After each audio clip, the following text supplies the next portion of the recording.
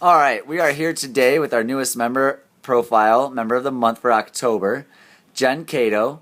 Jen's going to tell us a little bit about how she found CrossFit and some of her inspiration for CrossFit in life. So, congratulations, Jen. Thank you. And let's go ahead and start with how you found CrossFit and how you found CrossFit NapTown. All right. I found CrossFit because I was on the U.S. rowing team, and one of my teammates, she was in the 2008 Beijing Olympics. She started doing CrossFit maybe right before the Olympics. Whenever she was home, she would go and do it. And then after the Olympics, she continued with CrossFit. And she came back in 2009 just totally in shape. Probably more in shape than when she left before the Olympics. And I just remember thinking, what the heck is she doing? And so she just kept talking about CrossFit, and I was like, all right. So it was always in the back of my head that when I stopped training, I wanted to continue or start with CrossFit. I just really enjoy it. I love the intensity of it. So I guess she was probably the inspiration. And I found CrossFit NapTown. I moved here last September, so a little over a year ago. One of my coaches at the rowing center, she is a CrossFitter, and she coaches up at Indy North, I believe, or CrossFit Carmel, one of those. So she was always talking about CrossFit, and I was doing it over the winter at the Riviera Club where we were doing winter training. And she just told me about CrossFit NapTown and how social you guys are, and everybody, it's just a very welcoming club. So I was really looking to make friends while working out and doing something that I love. So that's why I chose NapTown. So you're talking about making friends and talking about us being social. What is your favorite part about CrossFit? Do you love the challenge that gives you and the strength that you gain? Do you love the community? Or do you love kind of a mixture of everything? I'd have to say I love, a mixture of everything. I love the workouts. I love coming and not having to think about the workouts. I just show up and there's a workout for you to do. But then I love the teamwork part of it, especially when we do like team competitions or just working out with other people and pushing other people and having people push me. Because rowing is an ultimate team sport. You have to work together. So I think I just really enjoyed that part of rowing, and CrossFit kind of has provided that. I think everybody, works together, pushes each other. You can push someone, so it's just a good complement to rowing. So you grew up as a multi-sport athlete, is that correct? So Yep. What sports did you play growing up? My very first sport was bowling. I don't know if you want to call it a sport, but I bowled. So for CrossFit 8 helps years. with your bowling now, right? Exactly, yes. So I bowled for 8 years. I started when I was in second grade because one of my friends was doing it and she wanted another person to do it. I was like, oh yeah, I'll do it. So I started in second grade. I finished when I was in 10th grade. And then I had all boy neighbors growing up, so I started with little league with them. Then I switched over to softball. I always enjoyed running, like sprinting, so I did track. I swam. I was mainly on the volleyball team for a while, and then, volleyball, track and field, softball.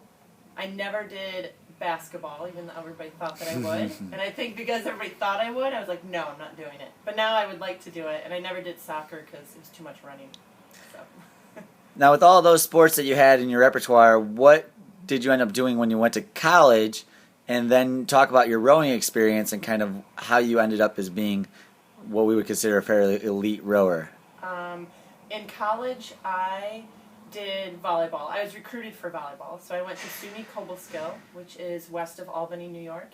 Which you were recently inducted to the Hall of Fame there? Yes. Congrats, very yeah, cool. Thank you. So I was recruited there for volleyball, and I played for 2 years.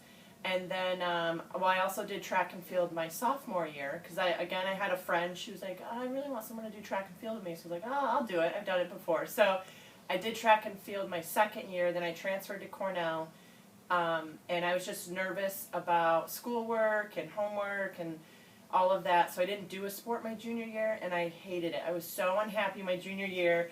I missed being on a team, part of something, working out, so I just had people tell me that, you should row. Rowing's a good walk-on sport. They're like, oh, they love tall, athletic people.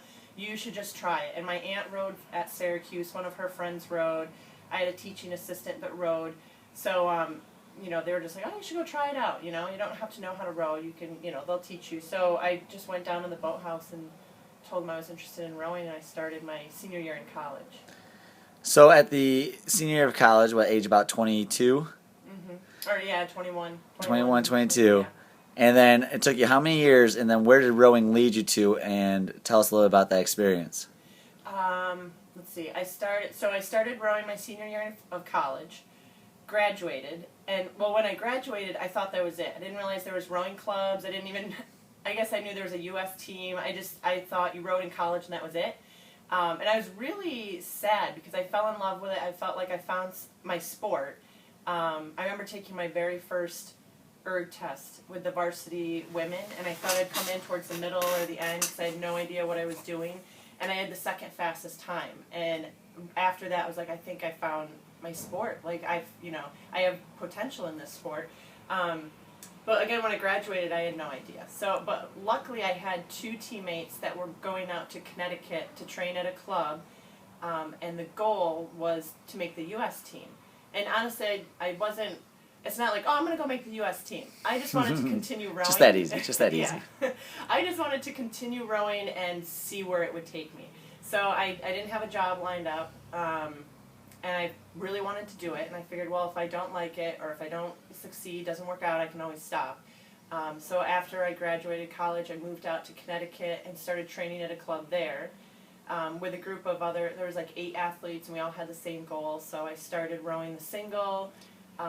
Pretty much we were all in singles, and so in college it's all sweeping, so everybody has one big oar, usually in the 8. In sculling, you have 2 oars, and you're in a single or a double or a quad. But, so sculling's a little bit more similar to what we would do here in CrossFit. Yeah, because you have a like handle. On the erg, yeah, a little bit. Not at all. So, yeah. I just started rowing the single, learning how to row it, learning how to scull, and then to make the U.S. team, you have to go to trials. You have to go to U.S. trials, small boat trials. You have to place well in like the single or the double. If you place well in those events, then the U.S. coach will invite you to come train at where the U.S. team trains, which was Princeton, New Jersey. And I didn't do that well my first year. So my very first trials was Olympic trials, and it was my first 2K race out in the water in the single, and I came in 34th out of 36 people. Yeah, you beat 2 people. It was me and 2 of my friends in the bottom 3. We were in the F final, and we're like, yes, we're in the F final, the fun final. But I definitely learned a lot after that race, and I redeemed myself and came in, I think, 7th the next year, the following year. So I got a little bit better. Wow. But after that race, or after the first race, I raced a 4 with some girls at another trials, and I kind of came in at a good time. It was in 2004 when all the Athens girls were retiring or taking a break, so the head coach, the U.S. coach, needed like a new group of girls to come in, and I was in that group racing with them, and he asked me to come to Princeton, and you don't turn the head coach down. You don't say, oh no, I'm going to go train somewhere else. I was like, yes, I'm coming to Princeton. So in 2004, I moved to Princeton, New Jersey, and started training with the U.S. team. I made the team in 2005, but as a spare or an alternate. So if anybody gets injured, I would hop in. 2006, I was in the women's quad. In 2007, I was in the women's double. It was a 2-person. And then in 2008, for the Olympics, I was in the quad again. So 7 years of rowing under your belt, and you ended up at the Olympics. Yes. And that all came to a close, and you found your way to Indianapolis, where you're now continuing to be the director of operations? Yeah, the executive director of Indianapolis Rowing Center. So Jen invited us out. We had a good time. She showed us all how to row a little bit. We didn't tip the boat.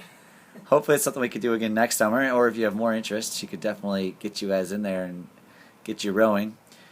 Moving on from that, just some closing remarks. So tell us a couple of your goals from CrossFit. Kind of what your favorite activities are to do outside of rowing with CrossFit, and just kind of what you're looking for personally and as a CrossFit goal, and just as a personal goal over the next couple of months to a year. Let's see, some goals that I have. Well, I definitely want to get a muscle up and an over 300-pound deadlift. Let's see, what else? Handstand push-up. I can't really go all the way down right now. And I would love a one-handed push-up. When I was training, I was kind of working on this. I was like, one day I'm going to get a one-handed push-up. So maybe slowly I'll start working on that. But yeah, outside of CrossFit, I don't know, I've been really busy with work, and then I come to CrossFit, and then busy hanging out with people from CrossFit. Let's see. I would love to take a pottery class. Super That's cool. something that I would like to do. And if I get the time, I like to read, but sometimes I get too antsy and I need to be doing something and busy all the time, so it's hard for me to sit down and relax and read. But I do enjoy it. All right, well, there you have Jen, the member of the month for October. If you want to get to know more about her Beijing Olympic experience, ask her to a pottery class. She'd love to join you. And let's close out with this. What's some advice you'd give to somebody that is thinking about CrossFit but a little bit unsure of it? Kind of, what would you say? How would you tell them to approach their first couple weeks and how to get their foot in the door? Let's see.